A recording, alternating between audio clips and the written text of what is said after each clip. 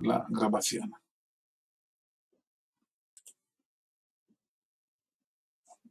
Bueno, entonces, buenos días, buenas noches, aquí es buenas noches ya.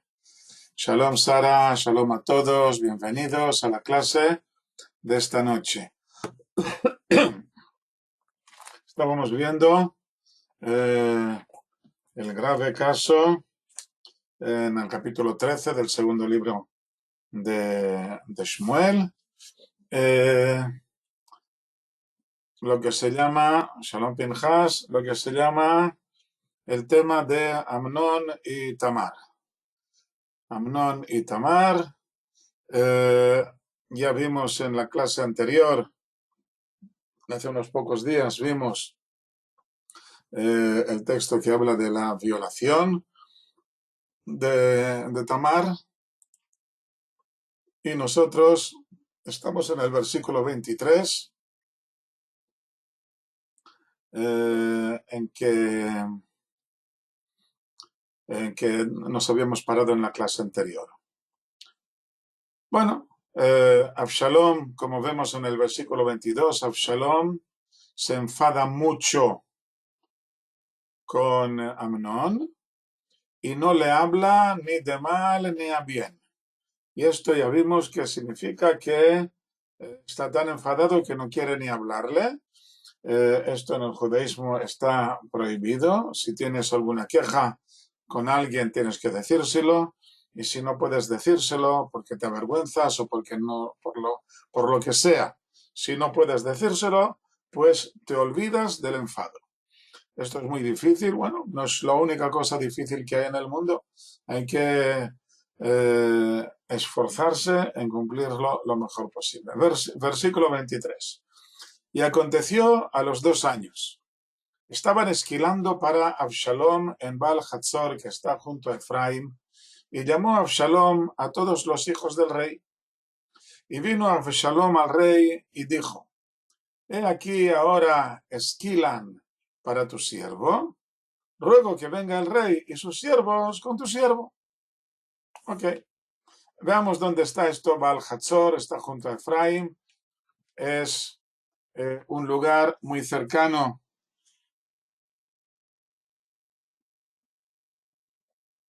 pregunta Javiva, y si se lo has dicho y no quieres saber más de esta persona, pues ya está, se lo has dicho, desconecta, pero no puedes guardar rencor en tu corazón, ¿de acuerdo? Olvidarte de él, desconéctate de él y se acabó. Bueno, Baal Hatzor es el único pasaje en que se menciona este lugar. Aquí el versículo nuestro es el único lugar en que se menciona a este lugar llamado Baal Hatzor. Al parecer se trata del lugar en que está una de las montañas más altas de Israel, 1016 metros por encima del mar Mediterráneo. Solo la cima se denomina así, pues sus alrededores se denominan Ramat Hatzor, Ramat que significa la meseta de Hatzor, ya que es una montaña muy alargada que apenas sobresale de sus alrededores, que tienen un promedio de 850 a 900 metros de altura por encima del nivel del Mediterráneo, y por lo tanto aquí podemos ver una pequeña colina en la foto, una pequeña colina de unos 100 metros de altura por encima de la colina anterior. Pero teniendo en cuenta que la colina anterior está a 900 metros, entonces la colina que está detrás, que es el monte de Baal Hatzor, pues está a poco más de 1000 metros de altura. Como veis, hay una base militar allí arriba, como la hay en muchos lugares altos, en el Puigmayor, en Mallorca, etcétera, etcétera. Bueno, desde su cima puede verse prácticamente toda la Tierra Santa, desde el Monte Carmel al noroeste y el Hermón al nordeste, hasta Ashkelon al suroeste y el Mar de la Sal o el Mar Muerto y las montañas de Yerushalayim al sureste. Al oeste se ve el Mediterráneo perfectamente, se ve el Mediterráneo desde allí, y al este se ven las montañas de Gilad y de Moab, incluido el Valle del Jardén y cuando te subes ahí arriba y ves el paisaje, te das cuenta de lo pequeñísimo que es la tierra de Israel. Como vemos, Absalom tiene sus rebaños de corderos y llegó la hora de esquilarlos. Por lo que podemos saber la fecha, después de Pesaj, en el mes de mayo, y estamos en el año 2914 del calendario hebreo. Vamos a ver que esto va a resultarnos muy importante, las fechas son muy importantes a partir de ahora, lo explico un poco más a continuación. Bueno, entonces Absalom va y invita al rey a que venga él también a la fiesta, al festín, al banquete que va a hacer al terminar de esquilar a todas sus ovejas. Versículo 25, y dijo al rey a Absalom, no, hijo mío, no iremos todos y no pesemos sobre ti. Y le insistió y no quiso ir y lo bendijo. O sea, que el rey no quiere ir, dice, si yo vengo va a ser demasiado pesado para ti. Absalom insiste, pero David no quiere ir, pero David lo bendice, le dice, bueno, que te vaya bien. Y dijo Absalom, y si no, venga con nosotros mi hermano Amnón. Si tú no vienes, le dice Absalom al rey, su padre, si tú no vienes, que venga con nosotros mi hermano Amnón. Y le dijo el rey, ¿por qué irá contigo? ¿Para qué lo necesitas? E insistió Absalom y envió con él a Amnón y a todos los hijos del rey. David al final se rinde y está dispuesto a enviar a Amnón y a todos los hijos del rey al banquete este que van a celebrar al final del esquilar. No pesemos sobre ti, o sea, que para honrarlo como se merece al rey, tendrá que degollar muchas ovejas para el festín, que siempre se hacía, como vimos ya con el Naval en el capítulo 25 del libro anterior, que había preparado un gran festín para sus esquiladores y sus siervos. Absalom sabe perfectamente que David rechazará la oferta, como casi siempre debía hacer, porque para poder honrar debidamente al rey debía invitar a todo el cortejo, pero está claro que Absalom debe hacer la oferta. Pero todo, el convite y el previsto rechazo, forma parte del complot que está planeando en los 2 años que han pasado desde lo que ocurrió entre Amnón y Tamar. David rechazará la oferta de Absalom y se sentirá obligado a aceptar que vaya Amnón en su lugar. Amnón es el primogénito, el que todos creen que será su sucesor y que puede actuar como sustituto del rey. De este modo, queda bien encubierta la llegada de Amnón al territorio de Absalom. Aún así, David se extraña por esta petición de Absalom. ¿Por qué irá contigo? Tal vez David sospeche algo, debería hacerlo, ¿no? Pero seguramente le cuesta imaginar lo que Absalom ha estado preparando. Absalom insiste, lo dice en 2 versículos, pero usa un verbo inusual, o mejor dicho, invierte las letras del verbo. En lugar de decir vayifzar, insistir, dice vayifrotz. ¿Veis aquí las letras, las 2 últimas letras?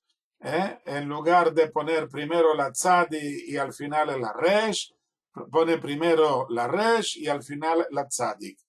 Y en lugar de insistir, se convierte en el verbo, en el famoso verbo aportillar, del que ya hemos hablado mucho, que significa abrir una brecha. Podemos explicarlo diciendo que el hijo, Absalom, intenta abrir una brecha en la voluntad de su padre. Pero como que no hay casualidades en el Tanaj, podemos estar seguros de que los profetas Gad y Natán, autores de este libro, nos mandan a otra referencia que nos haga recapacitar sobre los errores del rey David.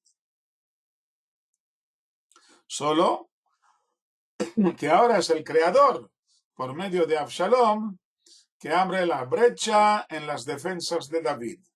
Como ya sabemos que el creador usa malos mensajeros para enviar mensajes nefastos. Se van a cumplir las profecías que hizo Natán después del asunto de Bathsheba.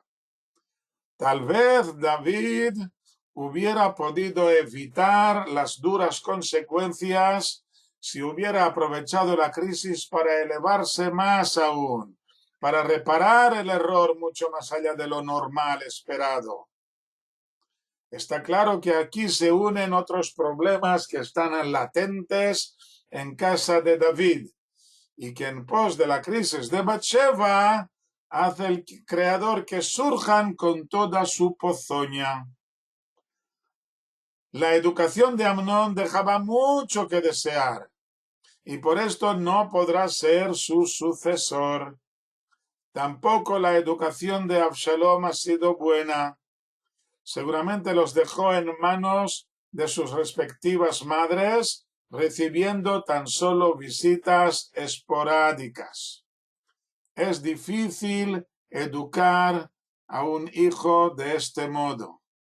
De este modo no se puede educar a un hijo. Podemos verlo hoy en día con hijos de personas muy ocupadas que tienen tiempo para todo, menos para sus hijos. Bueno, de todos modos, algo que no lo tengo aquí por escrito, pero podemos intentar entender que la rectificación de David después del asunto de Bathsheba, todo empezó, como yo expliqué, a causa de que no encuentra un hijo apto para sucederle, porque se da cuenta de que todos sus hijos están malcriados. Y por eso busca una nueva mujer que le dé un nuevo hijo.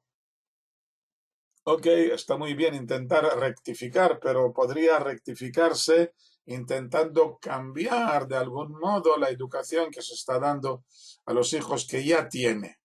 Esto no significa que no pueda tener más hijos, pero si intenta desconectarse de ellos y solamente preocuparse del nuevo hijo que le van a hacer, esto no es solucionar el problema, sino dejar que la corriente siga, y la corriente va por muy mal camino. Versículo 28. Y ordenó Absalom a sus muchachos diciendo: mirad ahora, cuando el corazón de Amnón esté bueno por el vino, y os diré: herid a Amnón, y lo mataréis, no temáis, ¿no os lo he mandado yo? Esforzaos y sed valientes. Esto es el plan que tenía Absalom para vengarse de Amnón. Y les dice: no os lo he mandado yo. Es una pésima excusa y una gran mentira. Si una persona envía a otra a cometer un pecado por orden suya o bajo su propia responsabilidad, no te preocupes, yo soy responsable, quien cargue con el castigo será solo el que lleve a cabo el pecado. No hay enviados para estas cosas. Él ocupa mi lugar. En realidad es como si lo hiciera yo. No, esto no es así. Puedes tener enviados, pues puedes enviar a alguien para comprar en Mercadona o para hacer algún recado, esto sí. Pero para cometer un pecado, esto no es un enviado tuyo. Ya lo vimos cuando estudiamos que David mató a Uría por espada de los hijos de Amnón, que David no es el responsable de la muerte de Uría, aunque sea el incitador, como ya vimos. El incitador comete un pecado moral muy grave, pero el que cometa el acto en sí será quien deberá comparecer ante el juzgado y cargar con toda la culpa. Por lo tanto, lo que les dice a sus soldados, a sus muchachos, no os lo he mandado yo, no os preocupéis, esto es una mentira, no es así. El plan de Absalom es sencillo. Aprovechar el momento en que Amnón está borracho, como ya sabe que ocurrirá, para asesinarlo. Solo a él, solo a Amnón. No es un golpe de estado. No está intentando quitarse de encima a sus adversarios para convertirse en el único sucesor del rey. Solo quiere vengarse de lo que Amnón le hizo a su hermana. Pero en el palacio no lo entienden. Se creen que ha asesinado a todos sus familiares, cuando en realidad se han dado la fuga cada uno en su mulo, puesto que ellos también pensaban que se trataba de una matanza. Esto no lo hemos visto aún, leámoslo ahora en el texto. Versículo 29. E hicieron los muchachos de Absalom a Amnón tal como les había ordenado Absalom. Le mataron. Y se levantaron todos los hijos del rey y montó cada uno en su mulo y huyeron. Y ocurrió ellos en el camino, el rumor llegó a David diciendo: ha herido Absalom a todos los hijos del rey y no ha quedado de ellos ni uno. Entonces el rey se levantó, rasgó sus vestidos y se echó a tierra, y todos sus siervos que estaban a su lado con los vestidos rasgados. Pregunta Francesc. ¿Es factible oponerse a las órdenes del rey si se consideran injustas? Por supuesto. Es obligatorio. Estás obligado. Si tienes que pagarlo con algún sufrimiento por culpa de esto, pues no hay más remedio que pagarlo. Un subordinado, para evitar las consecuencias, juzgar si las órdenes son justas o injustas. Exactamente. Todo subordinado debe juzgar si las órdenes son justas o injustas. Y si él está convencido de que son injustas, le está prohibido hacerlo. Si por culpa de esto le matan o le meten en la cárcel, bueno, pues pagará las consecuencias. Esto no es la anarquía, esto es la verdad. Tiene razón de que cuando el rey es justo y empiezan a cada uno a decidir si la orden es justa o es injusta, esto va a llevar a la anarquía, estoy de acuerdo. Pero cuando las órdenes son injustas, esto es lo que se les reprochó a los... Esto es lo que se le reprochó a los generales nazis al final de la Segunda Guerra Mundial. Exactamente, al final de la Segunda Guerra Mundial. Todos tenían esta excusa: ¿qué voy a hacer? Recibí una orden, tenía que cumplirla. Pero no te das cuenta de que esta orden es injusta.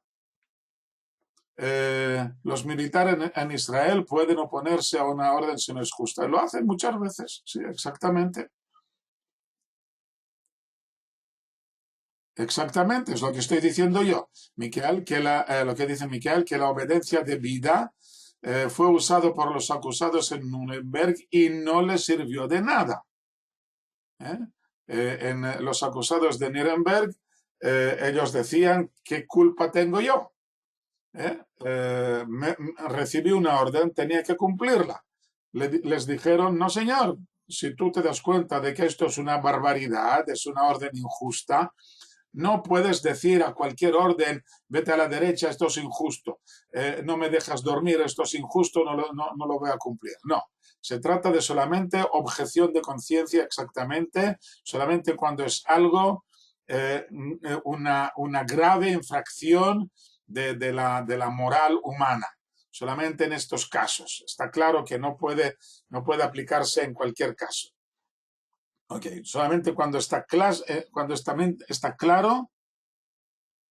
que se trata de una infracción clara de la moral humana. Un asesinato así, está claro que esto es inmoral, no tenían que cumplirlo, esta orden. Y si la cumplen, pues se cargan con las consecuencias. Ok. En una monarquía de esta época, no, la moral sigue igual, no tiene por qué cambiar la moral. Las consecuencias tal vez fueran más graves, pero la moral sigue siendo la misma.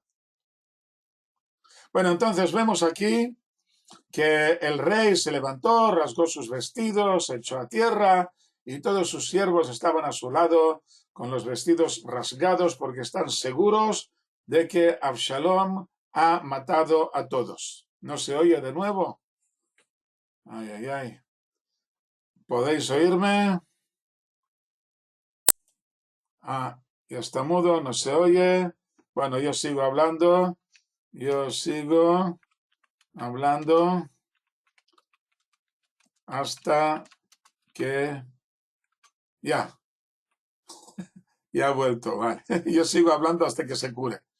En abortos, aunque estos fueran legales. Bueno, con los abortos, bueno,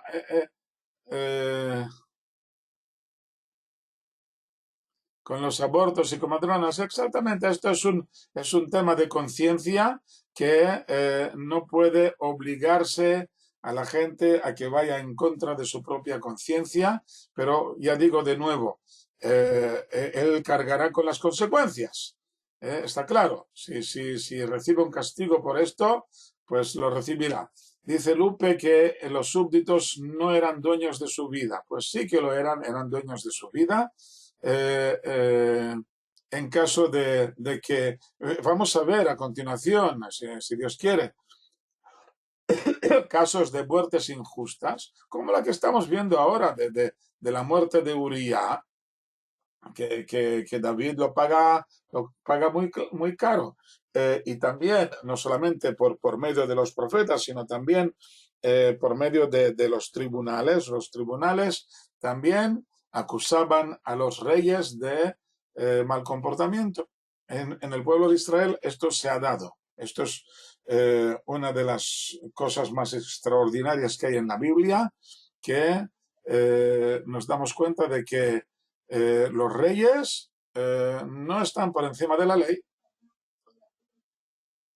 y a veces lo pagan muy caro. Muy bien, sigamos. Versículo 32. Y contestó Jonadab ben Shimea, hermano de David, y dijo, no diga mi señor que a todos los jóvenes hijos del rey han matado, pues Amnón solo murió, porque por boca de Absalom estaba decidido desde aquel día en que violó a su hermana Tamar. Y ahora no ponga mi señor el rey en su corazón diciendo todos los hijos del rey murieron, pues solo Amnón murió.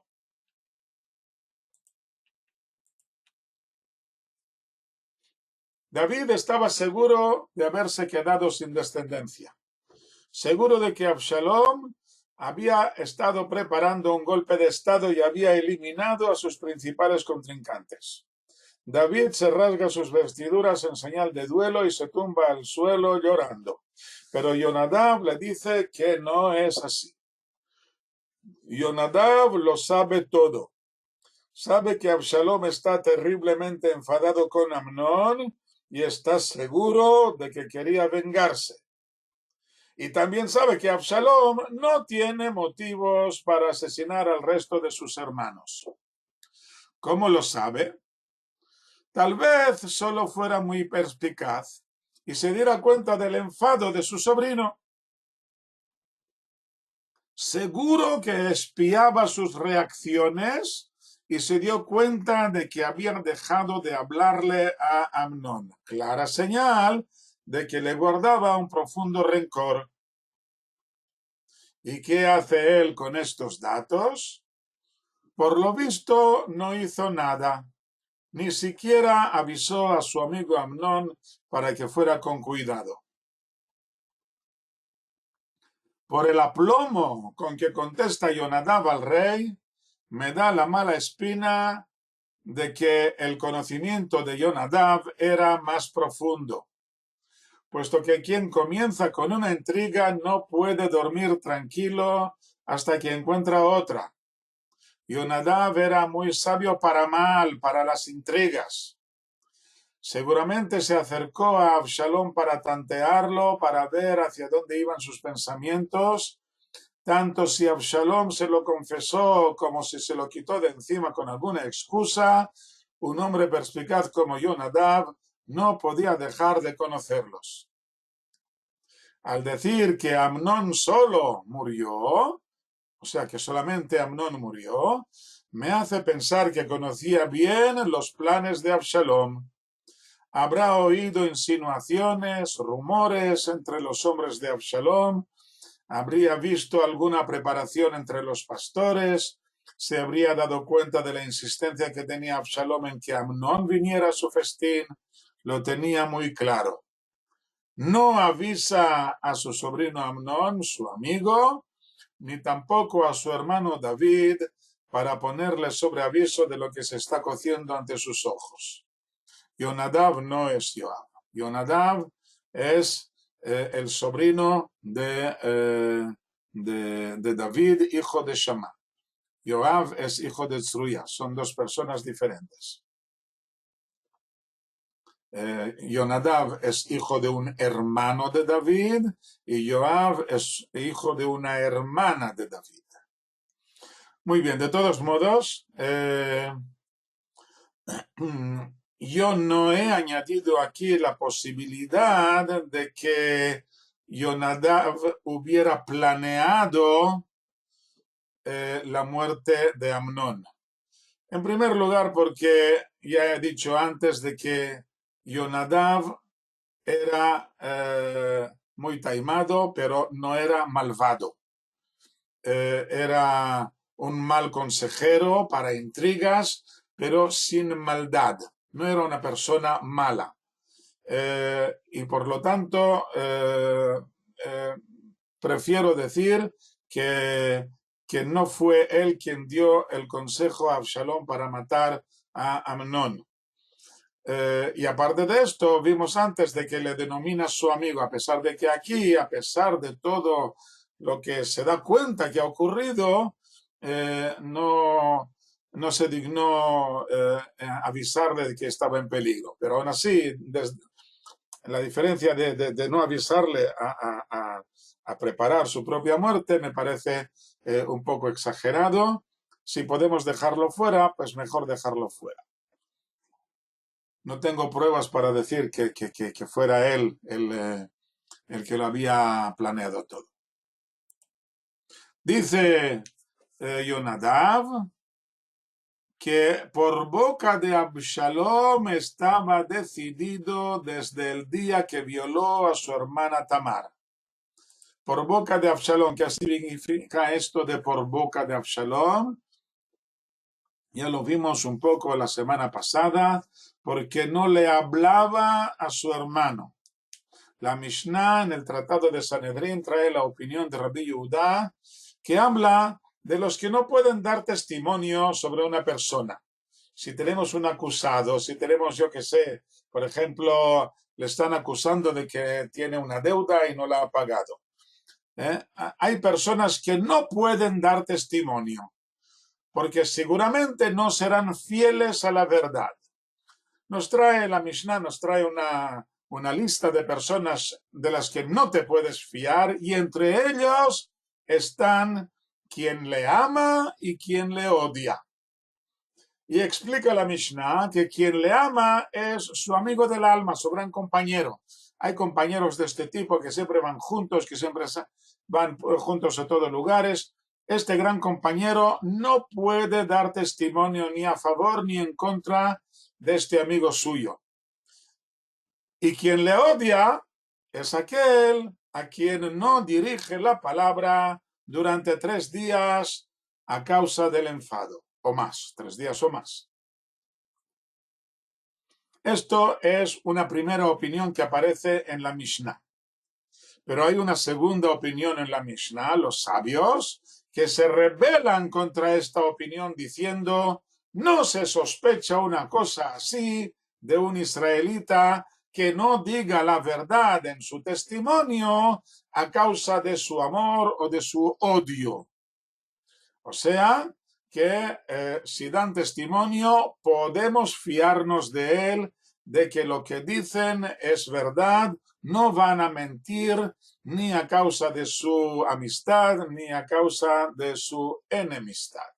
Pero el Talmud explica que la discrepancia entre los sabios y Rabbi Yehudá se refiere solo a los testigos, pero todos están de acuerdo que una persona no puede juzgar a su amigo o a su enemigo, no puede actuar como juez en su pleito, porque a la hora de juzgar a alguien, la profunda amistad o la profunda enemistad harán que se equivoque en el juicio sin que se dé cuenta. O sea, en el testimonio tú dices lo que has visto y se acabó. Pero a la hora de juzgar, no es solamente los actos en sí que se han hecho que tú tienes que juzgar si es verdad o si no es verdad. Aquí entra también tu intuición, y esta intuición del juez puede ser desviada a causa de su amistad o de su enemistad. Así es la personalidad humana.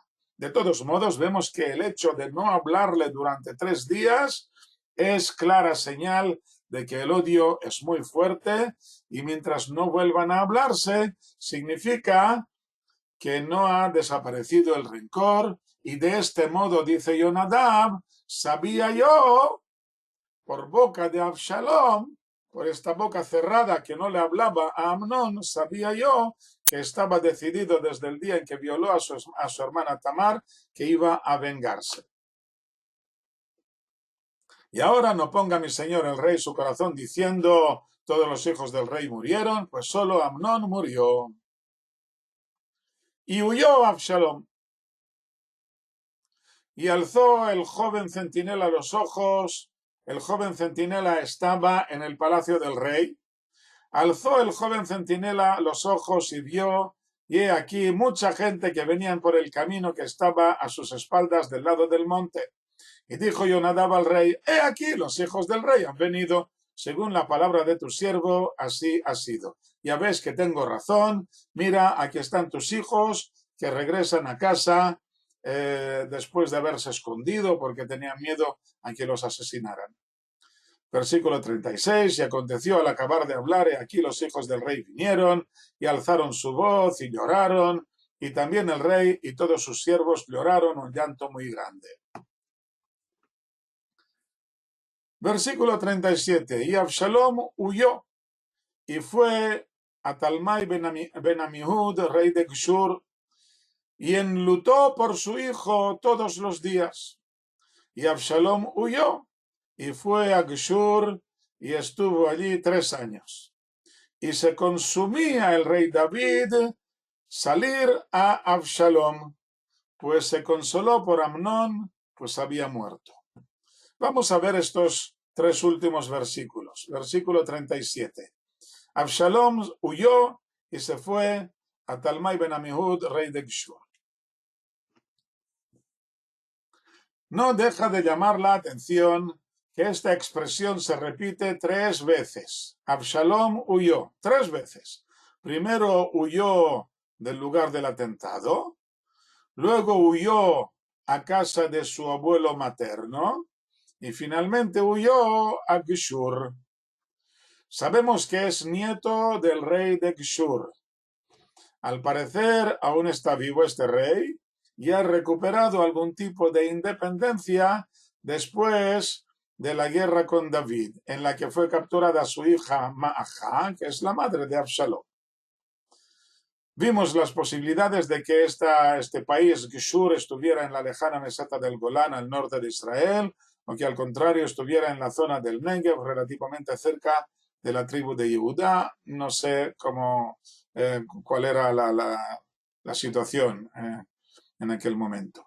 Al parecer, Absalom se siente seguro allí, fuera del alcance de quienes puedan vengarse de él. O quizás, al contrario, no está tan seguro y necesita seguir huyendo de un lugar a otro, y por esto se repite tal vez la expresión de su huida. Se pasa allí 3 años, desde el 2914 hasta el 2917. Las fechas aquí son importantes, como veremos a continuación. Recordemos que Shaul murió en el año 2884, cuando David comenzó su reinado en Hebrón, 30 años antes del asesinato de Amnón. Nos quedan 10 años hasta su muerte, hasta la muerte de David en el año 2924. Y van a ocurrir otras muchas cosas hasta entonces. Y ahora vemos que han pasado otros 3 años en que Absalom está en Geshur. Quedan 7 años solamente. En estos 7 años van a ocurrir muchas cosas, como ya digo. Y el final de este versículo 37 dice: y Absalom huyó y fue a Talmai ben Amiud, rey de Geshur, y enlutó por su hijo todos los días. David llora por la muerte de Amnón y le cuesta consolarse. Lo contrario de lo que le ocurrió con el primer hijo de Bathsheba, que mientras estaba enfermo, David ayunó y se mortificó por él, pero en el momento en que murió, dejó de preocuparse por él. Yo voy hacia él y él no volverá a mí. Aunque existe la remota posibilidad de que no lo hayamos entendido bien. Bueno, yo digo aquí remota posibilidad, cuando en realidad la estoy haciendo ya menos remota. ¿Podría ser que David llore por su hijo Absalom? Porque el versículo 39 dice que se consoló por Amnón, pues había muerto. La vida continúa y el dolor se va atenuando. Deberíamos entender que ansiaba el rey David a salir a Absalom era para hacerlo regresar a casa, a ocupar de nuevo su lugar privilegiado, pero no puede hacerlo, no porque esté lejos en un lugar físicamente inaccesible, sino porque ha cometido un asesinato que tendrá que pagar con todas las de la ley. La verdad es que los versículos son muy ambiguos y pueden entenderse en los dos sentidos completamente opuestos. Que está muy enfadado con Absalom y quiere perseguirle, o que le añora muchísimo y quiere ir a buscarlo. El autor de este libro profético usa este lenguaje para que también nosotros intentemos ponernos en el lugar de David, que está en una situación muy comprometida. Su hijo ha cometido un grave atentado y no puede salir impune. Y aún así, David tiene debilidad por él. Su alma se consume por él. Amnón ha muerto, ya no hay nada que hacer con él, pero Absalom está vivo y podría intentar solucionar el problema. Pero no sabe cómo. Tal vez nos hemos perdido algo en la figura de Absalom. Algo que el texto aún no lo ha mencionado y que podría hacernos cambiar de opinión sobre su personalidad, o por lo menos del modo en que la gente a su alrededor, incluido el rey, lo captaba. Esperaremos pacientemente hasta que los versículos nos lo muestren. Y así dice el último versículo de este capítulo 13. Y Absalom huyó y fue a Geshur y estuvo allí 3 años y se consumía el rey a salir a Absalom. Se muere de ganas por ir, pero ¿por qué motivo quiere ir? Esto hemos visto hace un momento que no está claro si es para castigarlo o para devolverlo a casa. Capítulo 14. Y supo Joab ben Zruya que el corazón del rey estaba sobre Absalom. Veamos esto, ya me ha preguntado antes Francesc y ahora lo explicamos un poco más. Joab ben Zruya es el sobrino de David, porque la página está en blanco, no lo sé, ahí está. Joab ben Zruya es el sobrino de David y también el jefe de su ejército, no es la primera vez que lo encontramos. También él se siente fascinado por Absalom a pesar del crimen cometido. O quizás más fascinado aún a causa del crimen cometido. Amnón se había comportado de un modo indecente y vil y se merecía un duro castigo. David no había hecho nada y Absalom había tomado la iniciativa demostrando tener mucho valor. ¡Bravo por Absalom! Y Joab también se da cuenta de que David echa de menos a Absalom. El corazón del rey estaba sobre Absalom, así dice el versículo, y cree no poder hacer nada para que vuelva. Joab encontrará el modo de que David le deje regresar sin que se le pueda reprochar nada. De nuevo se entromete Joab en la política de David y le obligará a hacer algo que tal vez hubiera preferido no tener que hacer o hacerlo de otro modo. Porque cuando Joab no está de acuerdo con lo que hace David, no duda en decírselo o incluso en empujarlo a que lo haga según su modo de ver. Pero a Joab le falta la perspectiva de la responsabilidad gubernamental que caracteriza a David. Puede juzgar según unos datos legales formales sin tener en cuenta que hay otros temas más importantes a tener en cuenta. Joab juzga la acción de Absalom según la halajá que le exime del cargo de asesinato, como ya vimos. Pero no parece tener en cuenta que esta actuación de Absalom ha sacado un aspecto muy negativo de su personalidad y que mejor sería mantenerlo lejos del centro de la actividad estatal.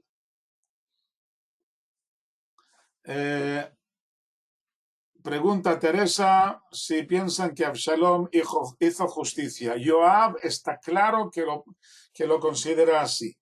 David no creo que lo vea de este modo, sino como una excusa. Tendría que haberlo hecho yo de otro modo, es lo que he dicho aquí, tendría que haberlo hecho yo de otro modo, donde lo he puesto yo aquí, hacerlo de otro modo, ¿verdad? Os fijáis aquí que ya lo había puesto yo. David tendría que haber castigado a Amnón, pero no de este modo, no matándolo, dándole otro castigo. Muy bien. ¿Y cómo lo hace Joab? Y envió Joab a Tecoa y tomó de allí una mujer muy sabia, y le dijo: enlútate ahora y viste ahora ropas de luto y no te unjas con óleo y seas como una mujer que por muchos días está de duelo por un muerto. Después ve al rey y háblale de esta manera. Y Joab puso las palabras en su boca.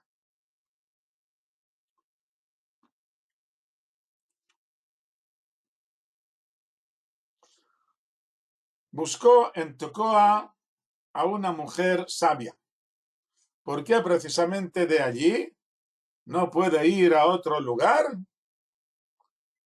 La ciudad de Tecoa está en la zona de la tribu de Yehudá, está en el límite del desierto, que a partir de Tecoa cae el desierto en dirección al mar de la Sal, entre los altos peñascos de los imponentes torrentes, un lugar de prístina hermosura, muy, muy, muy bonito.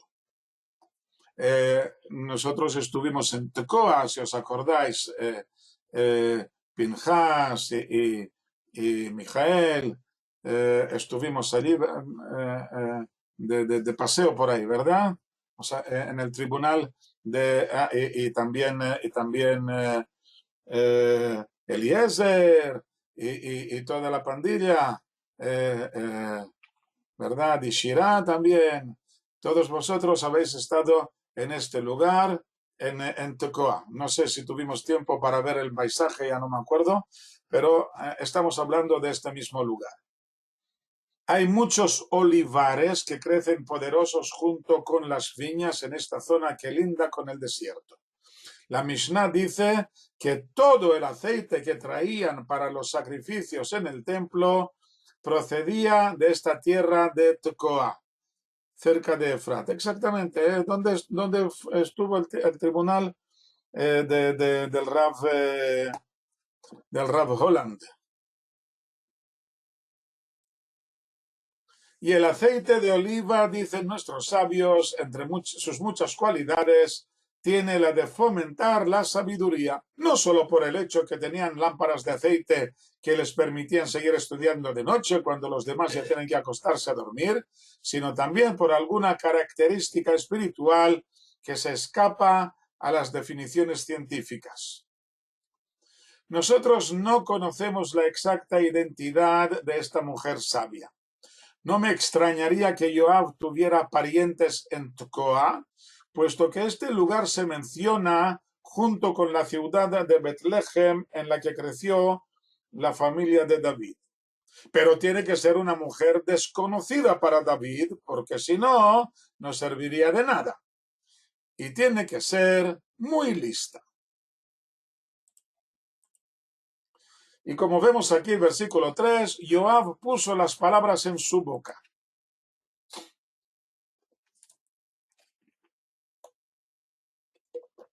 Joab dice a la mujer lo que tiene que decirle al rey.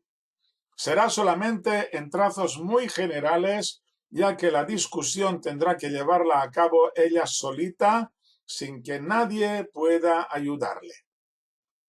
Aún así, está claro que la idea es de Joab y también el planteamiento de cómo llevarlo a cabo. Veremos ahora un caso extraordinario en que esta mujer tendrá que escenificar un juicio manipulado ante el rey. Todas las palabras tendrán su doble significado, lo que ella escenifica y el mensaje oculto dirigido a David. La mujer tecoita habla de un modo casi insolente al rey, aunque use palabras muy diplomáticas. Además, tiene que hablar de un modo algo confuso, como haría una mujer en tan grandes apuros, pero sin que una sola palabra se desperdicie. Tiene que hacerse pasar por una viuda desconsolada, que no tiene a nadie que defienda sus intereses ante unos crueles familiares de su difunto marido que quieren aprovecharse de ella. Viene con un caso muy grave. Uno de sus hijos ha muerto y acusan al segundo de haberlo matado. Los parientes del marido quieren matar al presunto asesino. Me he olvidado poner aquí que tiene solamente dos hijos. Tiene solamente dos hijos. Uno de ellos ha muerto y el otro es el asesino. Y los parientes del marido quieren matar al presunto asesino y así la herencia del difunto marido se quedará en manos de los cuñados de ella. y ella quedará completamente desahuciada. Esto es el planteamiento, esto es el juicio que quiere plantear esta mujer sabia ante David. ¿Cuál es su significado? El hijo asesino representa a Absalom y el asesinado es Amnón. Esto parece estar claro. Pero no entendemos a quién representa la viuda. ¿Se refiere a David? ¿O quiénes son los parientes de los que está hablando? No cabe duda de que debemos continuar con el contexto y decir que los parientes son los hermanos de Amnón, el asesinado, y de Absalom, el asesino, que se alegran mucho de haberse librado de estos dos, pues así crecen sus posibilidades de convertirse en los legítimos aspirantes al trono.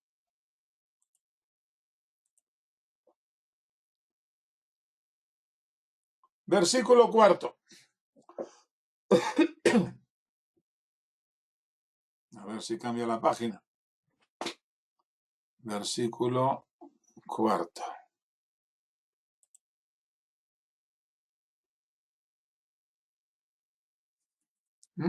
¿No se cambia? Y dijo la tecoita al rey, cayendo sobre su rostro en tierra y postrándose, y dijo, salva, oh rey, sálvame, auxilio. ¿Se ha cambiado la página? No sé qué pasa aquí ahora. Está un poco retrasada. ¿Se os ha cambiado la página o no? Ahora, bueno. Dijo, repito, la palabra, el versículo 4. Y dijo la tecoita al rey, cayendo sobre su rostro en tierra y postrándose, y dijo, salva, oh rey. Punto y aparte. Los puntos y aparte son muy importantes. Punto y aparte. Sálvame. ¿Sálvame de qué? Y el rey le dijo, ¿qué tienes? Y ella respondió, ciertamente soy una mujer viuda y ha muerto mi hombre.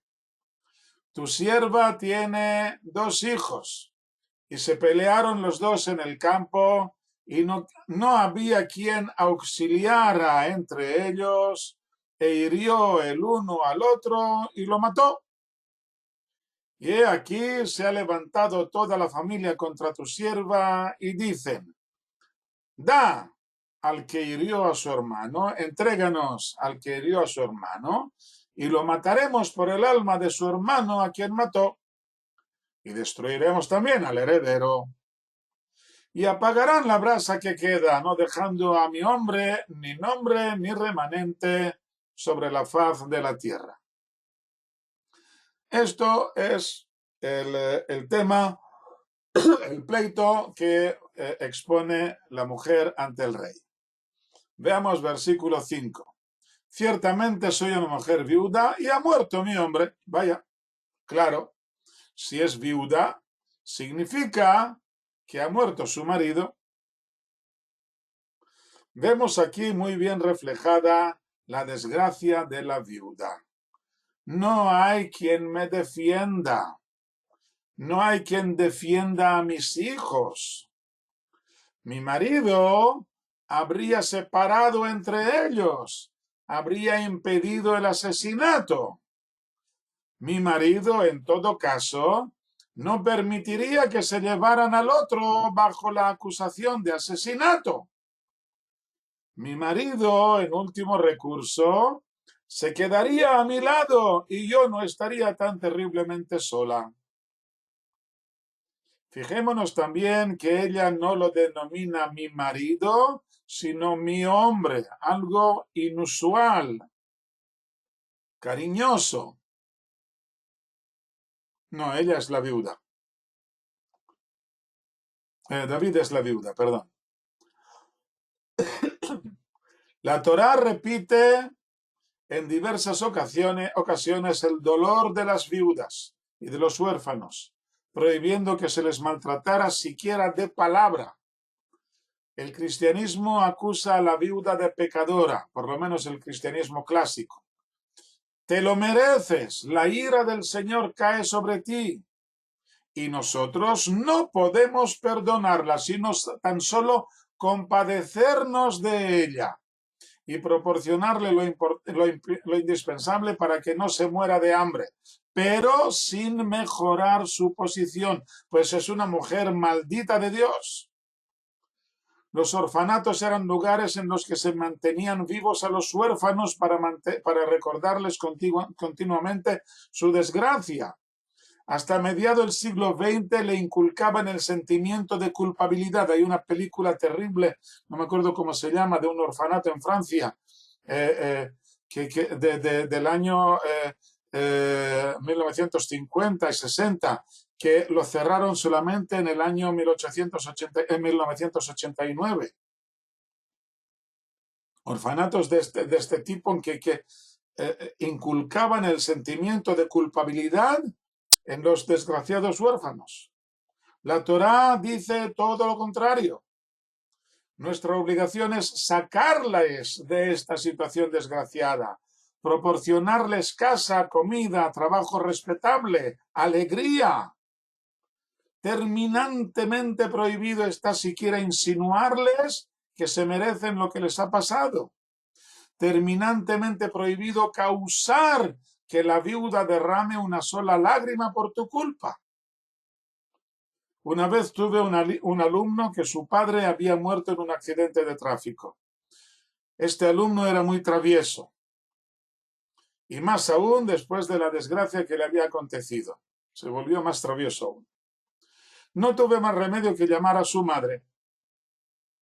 Apenas abrí la boca para decir algo, y ella se puso a llorar porque sabía muy bien de qué se trataba.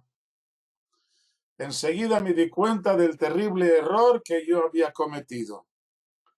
Le dije que no se preocupara, que todo iba muy bien, que era un niño muy bueno, pero el daño ya estaba causado, no podré olvidarlo ni perdonármelo en toda mi vida. Esto no se puede hacer. Continúa la mujer diciendo, versículo 6, tu sierva tiene 2 hijos, y se pelearon los 2 en el campo, y no había quien auxiliara entre ellos, se hirió el uno al otro y lo mató. En el campo, parece como si estuviera señalando con el dedo el primer crimen de la historia en que Caín asesinó a su hermano Hevel. Allí también se menciona que estaban en el campo, y dijo Caín a su hermano Hevel, y aconteció al estar en el campo. Se levantó Caín contra su hermano Hevel y lo mató. Una frase algo oscura, en la que parece faltar algo. ¿Qué le dijo Caín a Hevel? No vamos a ocuparnos de esto ahora. Hay Biblias que se inventan lo que dijo Caín a su hermano Hevel. Vámonos al campo. Bueno, pero esto no lo dice el texto bíblico. Esto lo dice solamente la traducción que se permiten esta gente que la hizo. Bueno, lo que sí nos incumbe es qué tiene de especial el campo.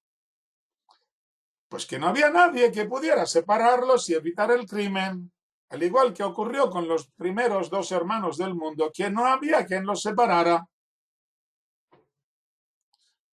Además, cuando dice en el libro del Génesis que se levantó Caín, significa que había caído. Por lo que podemos entender que Hevel había hecho caer a Caín antes de que éste le matara. Si seguimos la corriente, sabremos que Caín fue juzgado por el Creador y no recibió un castigo de muerte. Antes de que Caín expusiera sus excusas, ya se oye el dictamen divino que le decreta el exilio, pero no la muerte. Así pues, dice la viuda, está claro que mi hijo tampoco puede morir a causa de este asesinato. El mensaje oculto a David está claro. En el confrontamiento entre Amnón y Absalom no había quien salvara entre ellos. Si hubiera alguien que lo salvara, si David hubiera castigado a Amnón por la violación de Tamar, Absalom no habría tenido la necesidad de vengarse por sí mismo.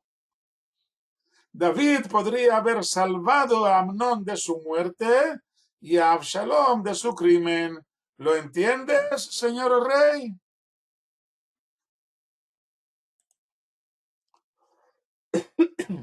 Esta es la primera acusación de la mujer tecoita. Versículo 7, y aquí se ha levantado toda la familia contra tu sierva, y dicen, da al que hirió a su hermano, y lo mataremos por el alma de su hermano a quien mató, y destruiremos también al heredero, y apagarán la brasa que queda, no dejando a mi hombre ni nombre ni remanente sobre la faz de la tierra.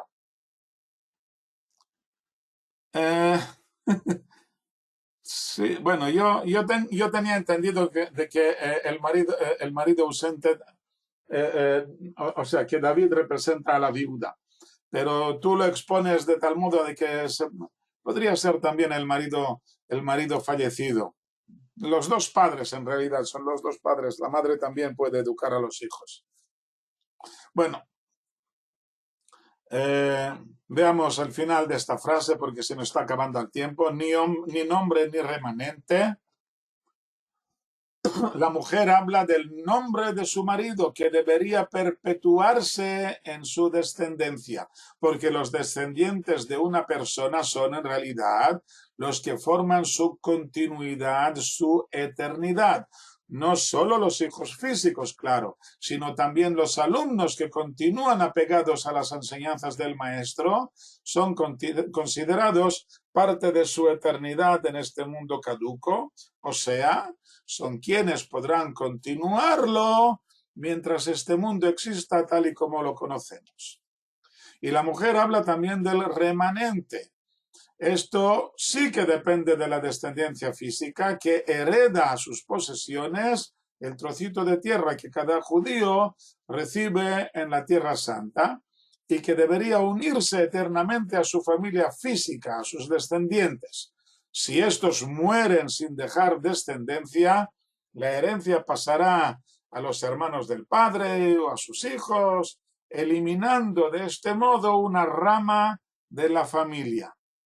Se marca aquí de nuevo el extraordinario lazo entre el pueblo de Israel y la tierra de Israel.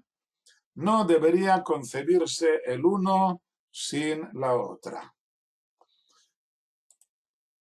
Muy bien, hemos llegado aquí, hemos empezado este juicio. Nos va a llevar por lo menos una clase más, porque la mujer esta mujer sabia va a empezar a ponerse insolente con el rey David, porque el rey no lo entiende. Veis aquí de nuevo un punto y aparte. Deberías ya entenderlo. Las insinuaciones son demasiado gordas para que no lo entiendas. Y si no lo entiendes, pues tendré que decirte las cosas muchísimo más claro. Y esto ya lo veremos, si Dios quiere, la semana que viene. Hasta aquí la clase de hoy. Buenas noches a todos y hasta la próxima. Shalom, shalom.